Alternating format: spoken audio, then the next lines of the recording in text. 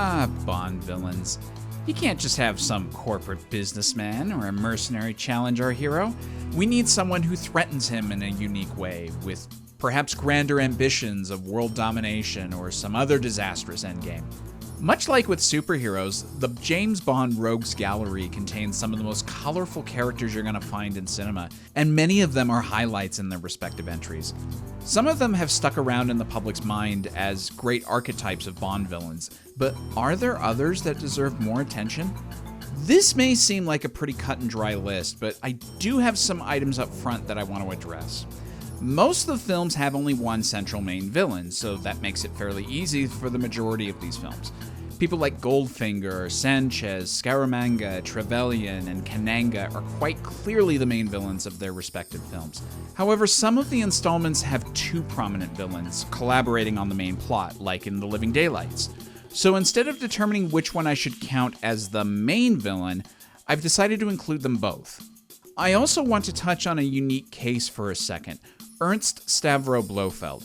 He's indisputably the main villain of 4 films, but depending on how you view these plots, you could argue that he's actually the main villain for as much as 11 films, when you count in Craig's Adventures and the unofficial Never Say Never Again. In those cases, I'd rather count the principal agent of Spectre that substitutes for the main villain part, like in Dr. No, or Quantum of Solace, or From Russia with Love.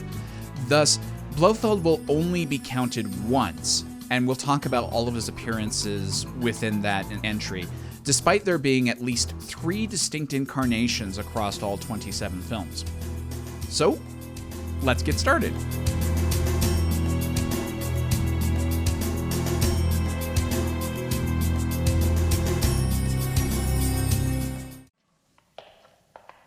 This is an historic day in our saga, Sir James.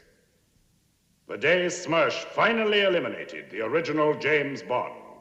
Now, this is a joke villain by design, and it's not really fair to put him toe-to-toe with the rest of the series, but I couldn't pass up the opportunity to talk about Woody Allen's Dr. Noah, as he's one of the highlights in a much maligned film. His first scene where he escapes an execution only to wind up in another one is the first real laugh I get in the film. His scheme of making all women beautiful and eliminating all men over 4 foot 6 inches is really funny to me, and is the kind of plot I would love to see in a Bond parody. He's a mousy little guy that reeks of an inferiority complex, and against the towering acting talent that is David Niven, it's a really great pairing. I wish these two were in a much better comedy together, but I have to give a lot of credit to Woody Allen for trying to make his parts of the film the best that they could be. Dr. Noah really can't stand up against the other villains, but that's sort of the point, and so for this list, I guess he comes off as an honorable mention. Darling,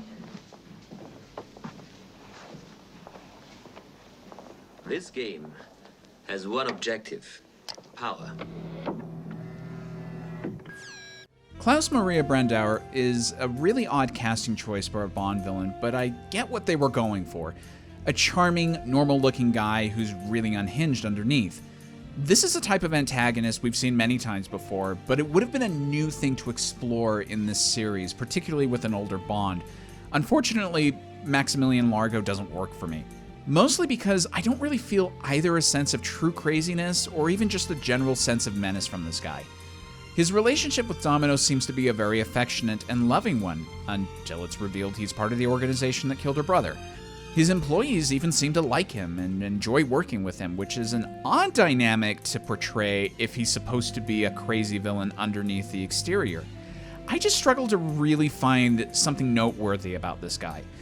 It could be because I don't feel like we ever see him go over the edge into true villainy in a satisfying way, which makes him less fun to watch.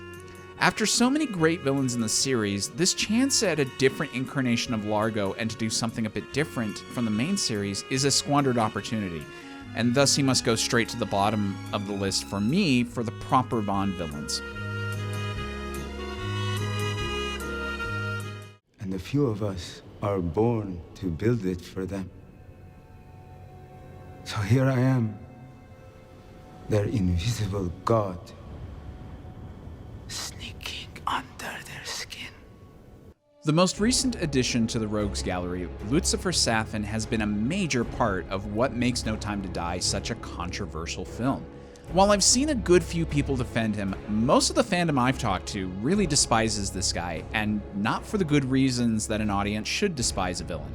For me, his motivations are too muddled to get a sense of why I should be interested in him. At the end of the film, I'm left with a lot of questions. Does he love Madeleine or not? Does he want to raise a child or not? Was the whole plan just about getting revenge on Blofeld? Was it an expansion of his personal ambitions, whatever those may be? Or was it some convoluted plan that involved his past with Madeleine? With everyone else on this list, I can at least assign one primary motivation for why they're doing what they're doing, whether it be money, world domination, an expansion of personal empires, or revenge. I've got little clue as to Saffin's true end goal, and because of this lack of clarity, it makes me frustrated. Why is this the guy deemed worthy by the producers to finally get to kill James Bond? I don't think this is a case of subtlety with the guy. I think the film is indecisive about him. I don't mind an ambiguous villain if the story is making a point about that, and I don't think there's enough evidence to confirm for the audience what the film is trying to say about him. The reason he gets above the unofficial film's entries is because he does have a couple of solid acting moments. My favorite scene with him is when he's holding Mathilde hostage and Bond pours his heart out as to how the two of them are similar. I think this is the point of the film where they get the closest to getting a handle on this guy. Rami Malek is a fine pick for this role, and it's sad to see him get wasted on this part. It's a real shame that Daniel Craig's era ends with this guy being the one to finally snuff him out.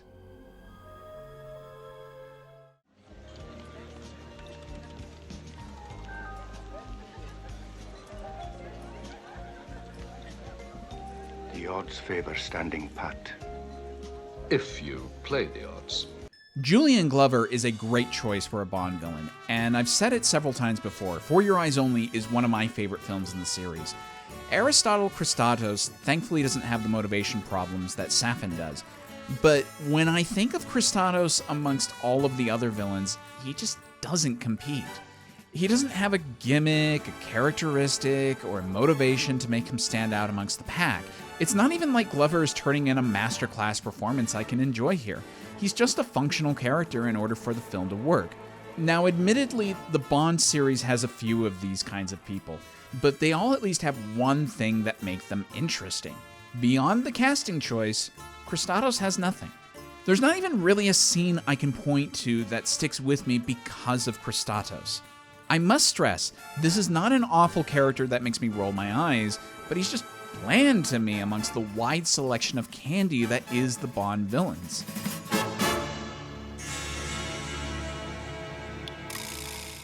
I'd rather not go at all. I see you don't chase dreams, you live them. One of the virtues of never sleeping, Mr. Bond. I have to live my dreams.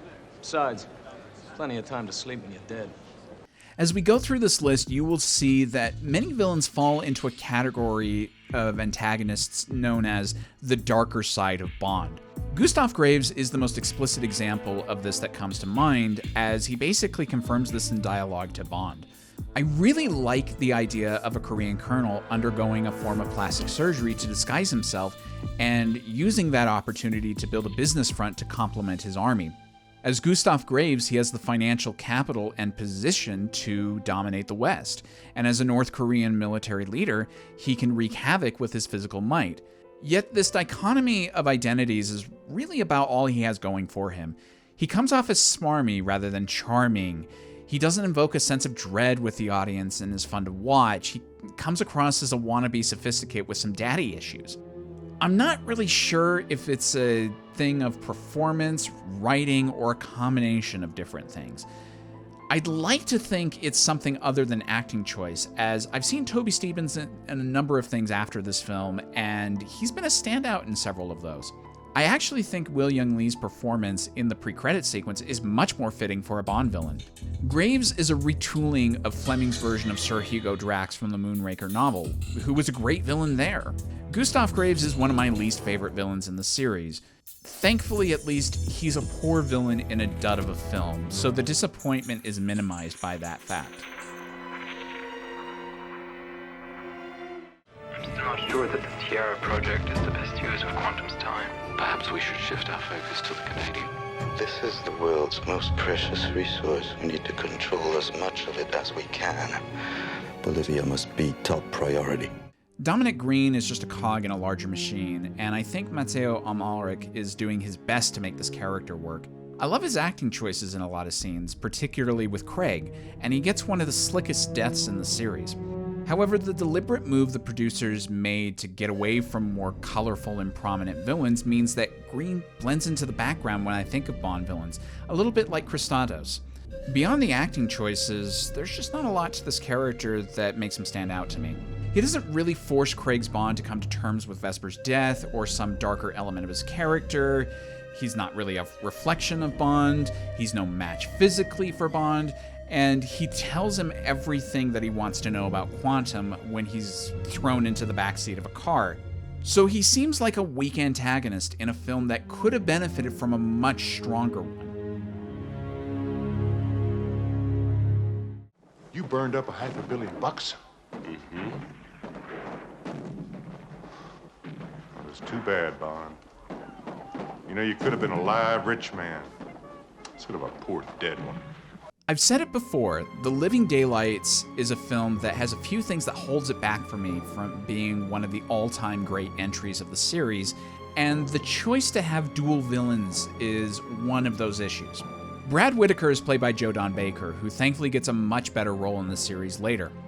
His initial gimmick of playing out war battles in tabletop format is a strange one, but I like the action scene that we get out of that. A disgraced soldier who fancies himself one of the great military leaders, he boils down to a delusional, greedy man, and that just seems too mundane for me.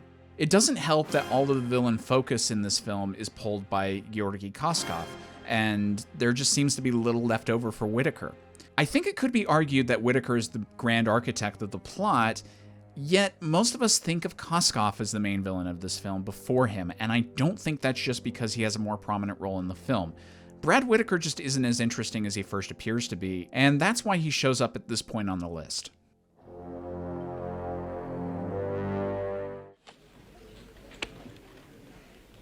Eight.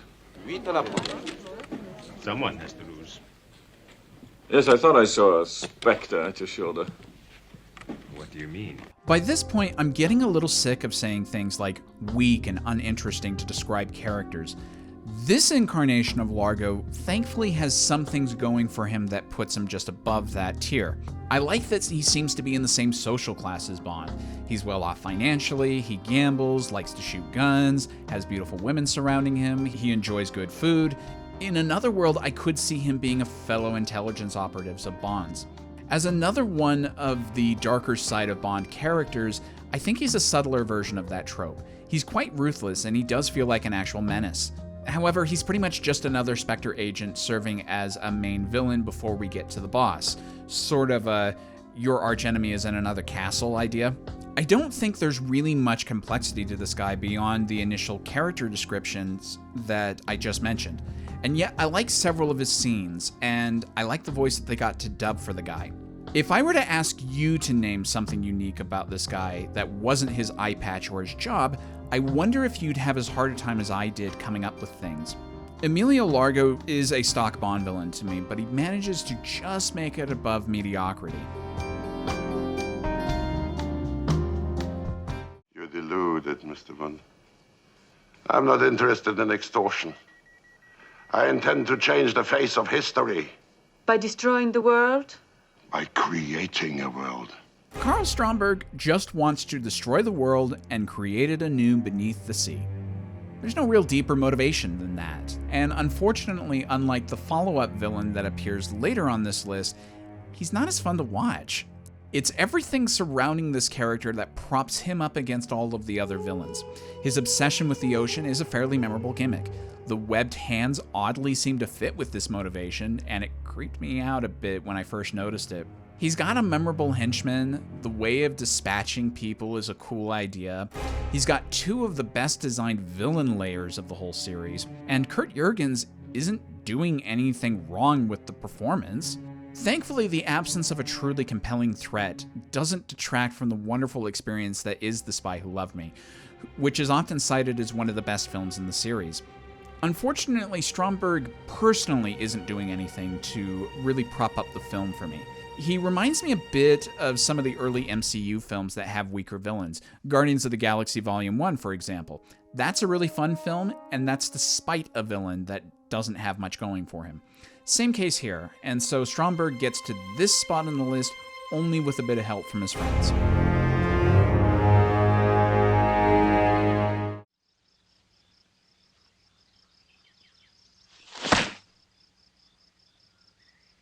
He seems fit enough. Have him report to me in Istanbul in 24 hours. From Russia with Love has a few people that could be defined as the main villain. This is the first film where Blofeld makes a physical appearance, and the plot is orchestrated by Kronstein.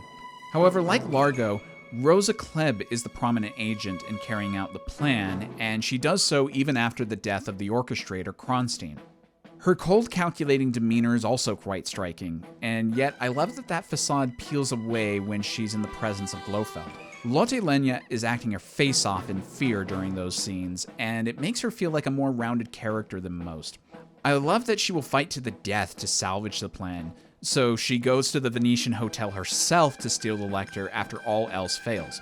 Her poison-tipped shoe is a memorable gadget for the series, so much so that it's one of only 2 villainous gadgets to reappear apart from the villain later on, both of them from this film, weirdly enough. To me, she marks the start of the good villains on this list. My main gripe with her is that due to the nature of From Russia with Love's story, she doesn't have enough scenes in the film to make a truly memorable impact, and she's kind of upstaged by her henchmen. That happens several times in this series, like Stromberg with Jaws, and that happens here with Red Grant. But at least Kleb is a more interesting character on her own than some of those examples, and thus she shows up here on this list. NATO will counterattack with nuclear weapons. Never! The West is decadent and divided. It has no stomach to risk our atomic reprisals. General Oloff has a severe case of overacting, and that's entirely Steven Berkoff's fault. But I can't help it. It's really fun to watch in a campy sort of way. Like The Living Daylights, Octopussy has 2 main villains, and the military-focused one comes in second place in both instances. Orloff is just a hoot to watch, which is good because he's more or less a power-hungry maniac in love with the idea of the Soviet domination of Europe, which I feel like I could point to about a dozen other films outside of the series that do that same character. There's one scene that I think really elevates him, and that's the scene with him and Bond in the train car when Bond puts together the plan. It's such a chilling scene, mostly due to Orloff's sly smile at the geniusness of a plan that instills horror into Bond. It's an impressive bit from a film that likes to dabble in the sillier side of the series, and the credit can go to Berkoff here. He's a fun villain, but he's not to everybody's tastes, as the overacting can be a bit much. And I understand that completely, but I'm entertained, and so General Orloff earns his spot on the list for me.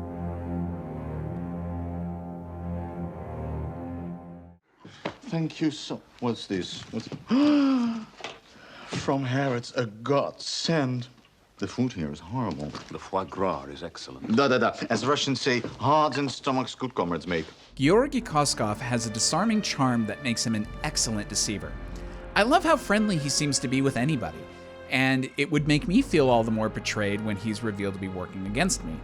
In another life, I could easily see him and Bond pair up for an adventure, and I'd enjoy the heck out of it. Jeroen Krabbe is having the time of his life playing this role, and I understand why. Koskov will do just about anything to further his own ends, including using his girlfriend in a fake defection, and possibly getting her killed, which makes him a potentially more sinister threat than some of the others that we've seen so far. Yet he does come off as a bit of an errand boy rather than a true schemer, though that could be my read on it. Because he hides in the background for much of this plot, he's a bit like Christos in that he doesn't get that much time to be a villain, and so I can't place him any higher, despite how much I enjoy this performance.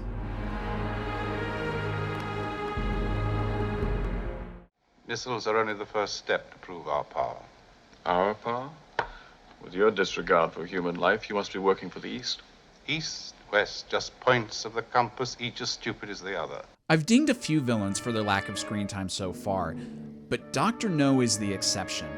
He's expertly built up throughout the film and feels like an ever-lurking shadow. When we finally meet him, he has an almost quiet manner about himself that makes him compelling to watch, and I chew up the dinner conversation between him and Bond. I actually feel something resembling fear at several points with this guy, and he's an excellent start to the series' great tradition of villains. I love when he finally does blow up at Bond at the end, he gets into a fight himself. Some of the villains would never do their own dirty work, but Dr. No would, and that makes him all the more interesting to me. In the original novel, he's one of the most fascinating villains because his backstory is so captivating. So it's a bit of a shame we don't get more of that in the dialogue of this film. He's one of the villains I'd love to know more about, and it sucks he gets killed off in the first film. While the build-up to him is great and Joseph Wiseman makes the most of his screen time, there's only so much you can do with a villain that shows up in the last 15 minutes. For some people, the tease of a great villain is enough, and I certainly understand that position. The problem with that approach sometimes is that you might come away disappointed because you don't get as much time with them as you would like, and that disappointment sticks with you. If he were brought back in another film, where he was less of a mystery than this excellent first outing, Dr. No would be one of the best villains for me. Kamal, I'd like you to meet my new house guest. An old friend of the family, you might say. How lovely. You have a nasty habit of surviving. The three words that best describe this guy are as follows, and I quote, slick, slimy, shrewd. Kamal Khan is another awesome addition to the roster for me. He does seem to be subservient to Oloff and even Octopussy in a few places, so he may come across as weak. In fact, his interesting backstory of being an exiled Afghan prince isn't even explored. However, Louis Jourdan gives a really fun performance, and I love some of his dialogue, particularly his comment about Bond's nasty survival habit. There's just something about him that makes me buy he'd have an awesome henchman like Gubinda go out on a plane for him. The big problem here is similar to the Living Daylights. You have villains sharing the spotlight, and in Octopussy's case, not just any villain, but the overacting camp that is Orloff. As such, it feels like some of Kamal's fire is stolen, but it does take someone of incredible skill to stand out against someone like Steven Berkoff, and that's why Kamal Khan ranks so highly for me. Well, that should make a certain group of families rather angry, wouldn't you say? Angry? Why, my dear Mr. Bond, it'll positively drive them out of their minds and subsequently out of the business.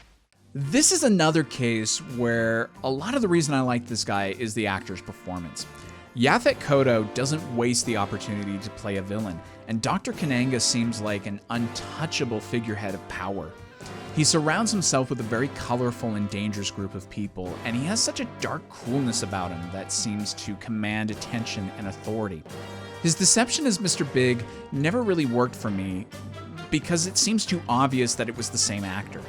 But I do love Kotto's choice to perform Mr. Big as a polar opposite to Kananga. Mr. Big is loud and gruff and crude, whereas Kananga tries to keep a sense of professionalism. And yet you get to see that loud and mean side in private when he feels betrayed by Solitaire. The voodoo angle of this film lends a certain creepiness about the guy and his organization. I'm a bit confused as to why Kotto chooses to play the finale in an amused way, but I must say that it still continues to be an entertaining spectacle for me, and my confusion is swept away in the joy of the scene. Plus, his death is so ridiculously over the top that I can't help but love it. I'm grateful that in a very fun installment of the series, Kananga doesn't get lost in the sea of ecstasy, and he makes his mark on the series.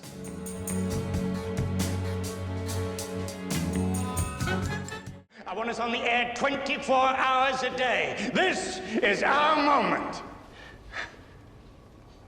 There's no news like bad news. Another incredibly fun villain, Elliot Carver's maniac obsession with growing his empire, is one that stands out to me a bit. It does sound like a pretty standard motivation, and on the surface, Elliot Carver is unimpressive physically, but he possesses a threatening demeanor about himself, and I have to credit that to Jonathan Pryce's excellent talent. I've seen Pryce in a lot of things, and he's always elevated every character I've seen him play, which makes me excited whenever he shows up. He has a dark side about himself, and his tentacle-like reach with his organization makes me love to watch him go up against Bond and Wei Lin. Like Koskov, he doesn't draw the line at killing anyone close to him to further his own goals, but maybe it's because we actually spend some time with him and see his look of astonishment at learning about Paris and Bond's true connection that makes me feel like he's an eviler sort of man than Koskov, because he does seem to actually have feelings, and yet he considers his wife expendable for his grand ambition. There's a brief moment partway through the film where Carver is sitting by himself and pondering something. The way I read the scene, he seems to be coming to terms about his wife's ultimate place in his scheme, and little moments like that elevate him for me. Elliot Carver's presence in Tomorrow Never Dies is one of my highlights of that film, which overall is a fairly entertaining ride despite some missteps. You're determined to protect me, aren't you? Perhaps from yourself. You don't have to do this. There's no point in living if you can't feel alive. Oh, how I wish Elektra King were higher, but she's just among too many greats. The thing that makes Elektra stand out from the pack is how her kidnapping transformed this once good person into a twisted psychopath that's even more deranged than her captor Renard. I'm not sure I'd go so far as to say Bond falls in love with her, but he's certainly very protective and affected by her. Her weaponization of innocence and sex paints her as a passionate and scorned woman in the end, and while she doesn't have emotional outrages often, I feel a burning anger underneath her exterior. I love how convincingly Sophie Marceau plays that duality. I almost believe she's innocent in the first half. I love her conversation with Renard too, where she confirms that she feels something when she thinks Bond is dead, despite that being a victory for her. That scene in particular makes it very clear that Renard is the servant to Elektra, and he's so infatuated by her that he gives her his complete loyalty. Plus, it helps me to think about the comparison contrast between Elektra and Renard. One is supposed to be the unfeeling, and yet he is motivated by the greatest passion of us all, whereas Elektra uses that passion as a weapon, but ultimately comes off very cold about it. Elektra's a really tragic figure for me, and one that I think about often. Bond films have had a somewhat spotty record when it comes to its treatment of women, and yet I think when it tries to do a female villain, it does better than most. Having a lead female villain doesn't happen nearly often enough for my taste, and Elektra plays a large part in why The World Is Not Enough is a personal favorite.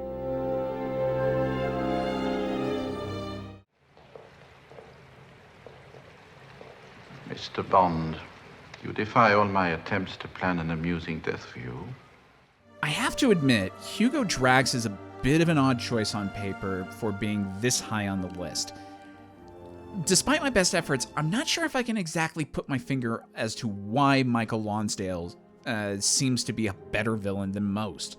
As Calvin Dyson has said, Drax doesn't really do anything more or less than Stromberg, but somehow his almost monotone delivery of lines makes for an amazing viewing experience when paired with the charming Roger Moore. He's also got some of the coolest villain layers in the series, from the chateau in California, to the Amazonian temple, and finally the space station. He just seems larger than life to me, which helps me to take in the grand scale of Moonraker and not feel totally thrown off by the odd balancing act that film is. He's a more eloquent villain than just about anybody on the list.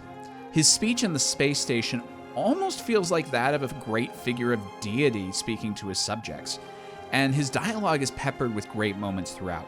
In short, Drax initially confuses and then delights me when I spend more time with him.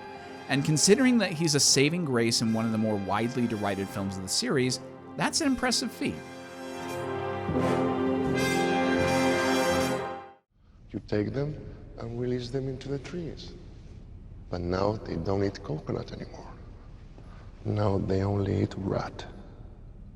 One of the closest examples to an outright comic book villain we've seen in a series that often feels like a disguised cousin of those more down-to-earth superhero films, Javier Bardem's Raul Silva, or Thiago Rodriguez, is a delight.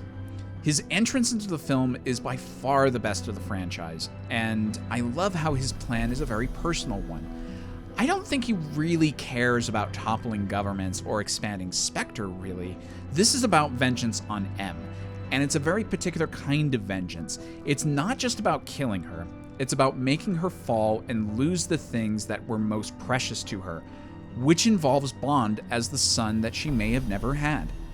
Initially, I thought Bond wasn't present enough in the film, and while I think he gets a little sidelined towards the end of the film, it took me a while to see how this plot involves him almost as much as it does M.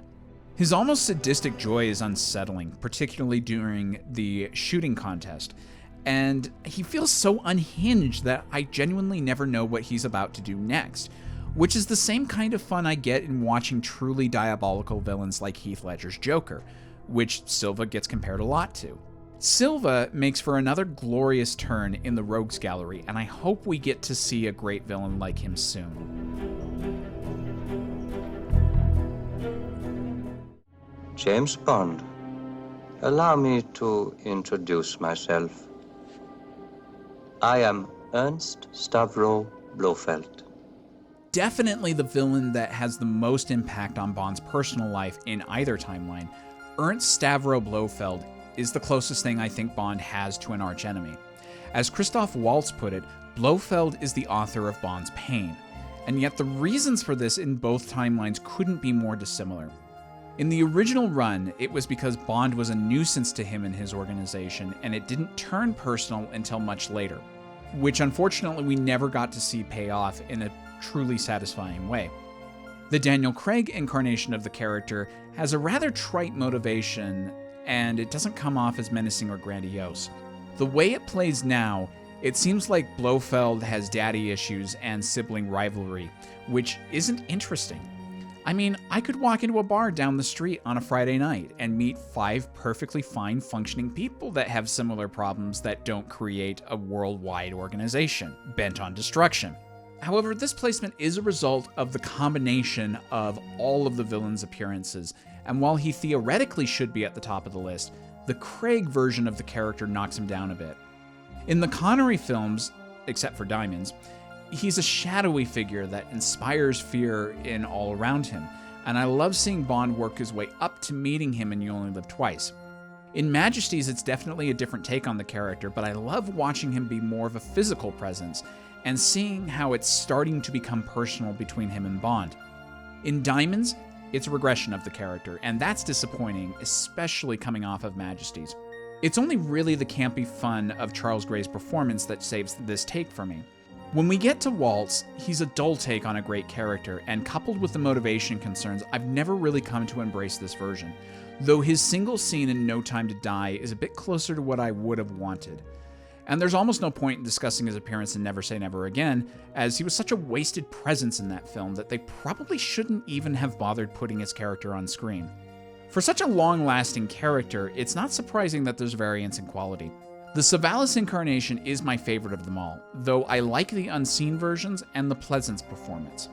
Blofeld's importance in the Bond series cannot be overstated, but he's got some real hurdles to overcome before I feel comfortable placing him at the top of the list.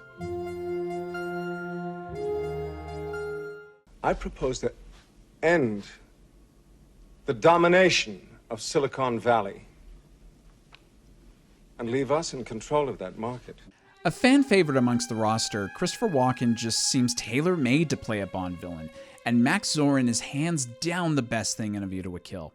He's a joyous freak of nature, and Walken knows how to walk the line between camp and menace. His scenes are by far my favorite to watch in the film, and you can see a master at work here. Like a lot of good villains, he's fine with sacrificing anyone to his cause and is willing to get into scrapes himself to finish off his enemies. He even finds his own death funny, and I can't help but enjoy a guy that deranged.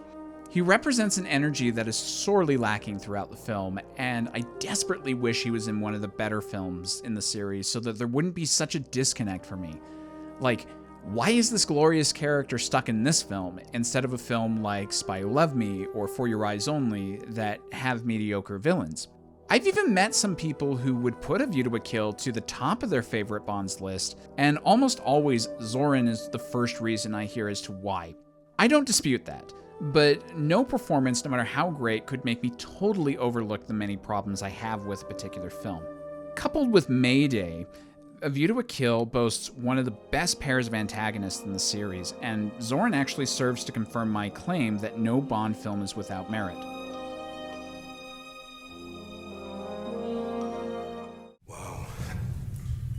You've taken good care of you, buddy.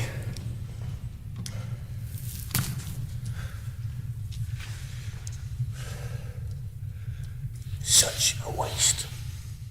On to the top 5. Mads Mikkelsen is an actor that I've enjoyed in just about everything I've seen him in, and this was my introduction to him. Le Chiffre was always written to be a mirror for Bond. He's an effective cog in a machine that's sometimes willing to take risks outside of his jurisdiction for his organization. He enjoys high society, dresses well, has a beautiful woman in his arms, and is extremely intelligent in games of chance. He also has a ruthless streak about him, and the torture scene in this film is arguably the scariest and most disturbing of the torture scenes in all of Bond. I've never not cringed when the carpet beater hits Bond for the first time, and that's just a light tap in comparison to the later strikes. I love that Le Chiffre also has supreme confidence in his value to both sides of the fight. He feels like a chilling presence throughout the film, and he's essential in Bond's development as he forces Bond to face the reality that he could very easily die in his quest against injustice, and he'd be replaced without so much as a second thought. Sure, Bond has faced down death several times before, but I don't think he ever really feared death until coming against Le Chiffre. That's a mark of a really good villain, and Le Chiffre is indeed one of the best in the series.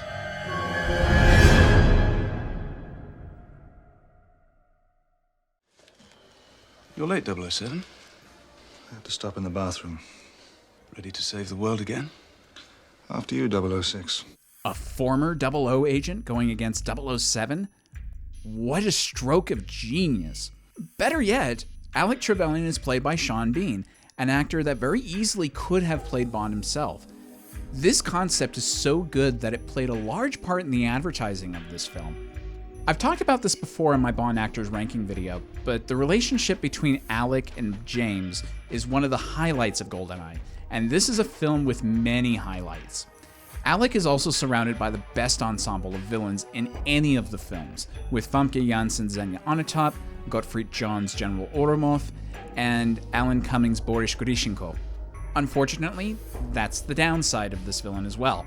He's very much in danger of being outshone by his henchmen. Because Alec is a dark side of Bond character, he can sometimes fade into the background when people think of this film. Also, given his backstory and name, I'm not really sure I can buy this performance as coming from a guy who was descended from Russian or Ukrainian parents. Yet the very personal nature of this antagonist has made him one of the most memorable of the series, and Trebelian is still one of my most favorite roles that Sean Bean has ever done. You work for peanuts. A hearty well done from Her Majesty the Queen and a pittance of a pension. Apart from that, we are the same. To us, Mr. Bond, we are the best. Much like Walken, Christopher Lee was born to play a Bond villain. In fact, it seemed fated from the very beginning that he would end up playing a role somewhere in the series. A cousin of the original author Ian Fleming, who often played golf with him and was a veteran character actor in his own right, Lee's talent alone was bound to elevate whatever role he ended up in. And he fortunately got a hold of a character that very easily could have come across as a rather dull creation. In the novel, Paco Pistol's Scaramanga was a disgusting hitman with a very successful kill ratio. He was a step back from the likes of Blofeld and Goldfinger, and so the filmmakers took the opportunity to make him more of a standout character for the film.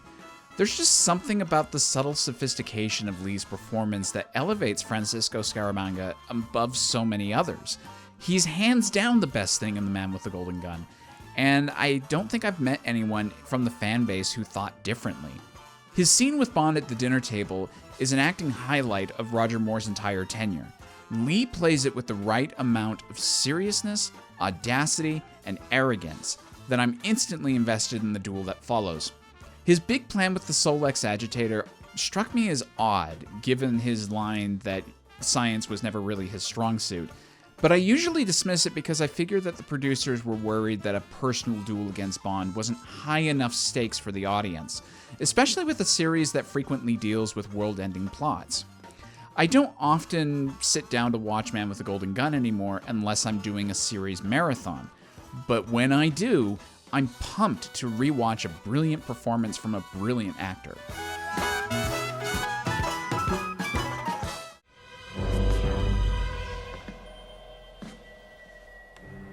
I want you to know this is nothing personal.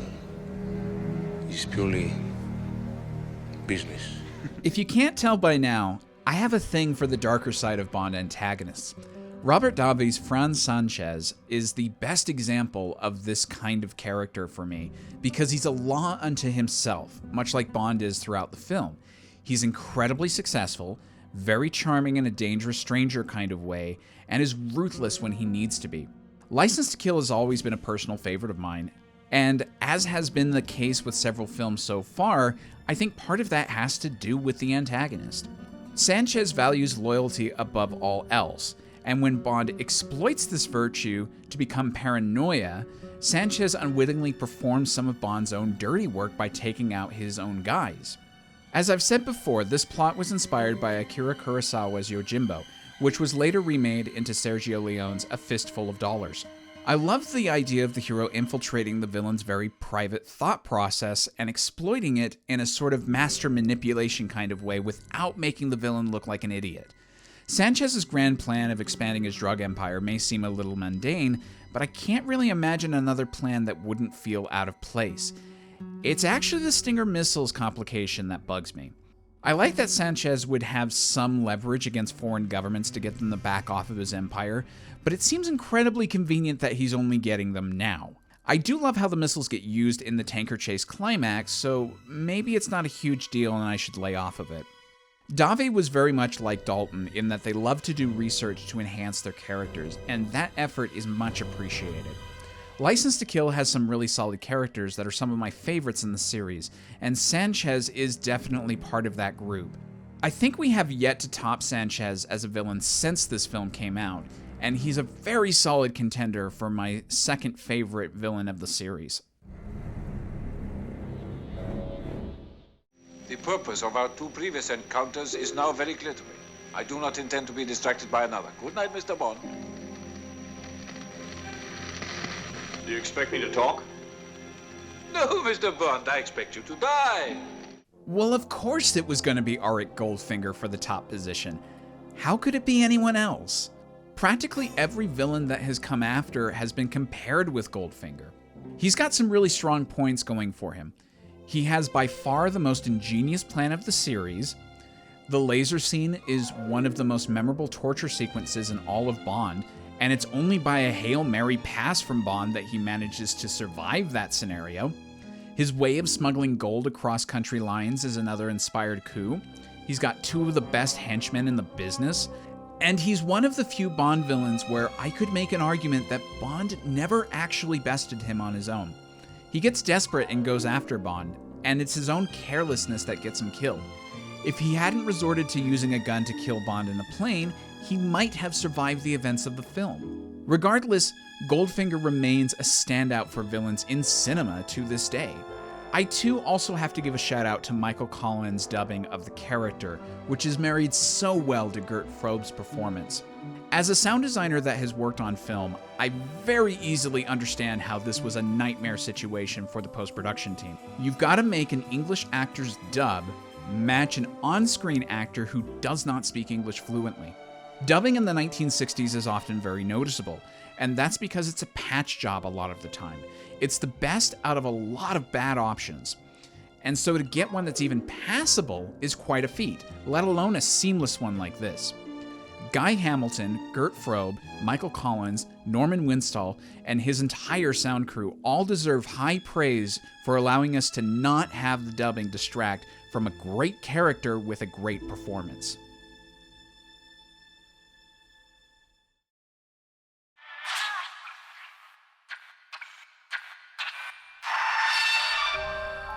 So, how does your ranking go?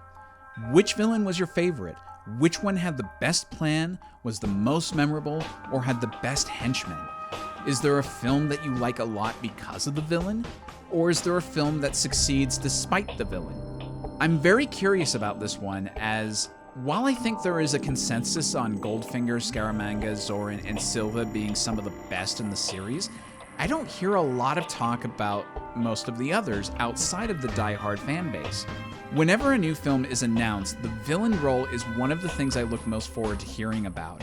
And I think that's because there is a rich stock of villains from the past that have challenged our hero. When we get to Eon Productions' 26th Bond film, I hope that we get someone who is just as impressive as the new Bond hopefully will be, and will help to usher in an exciting time for the series.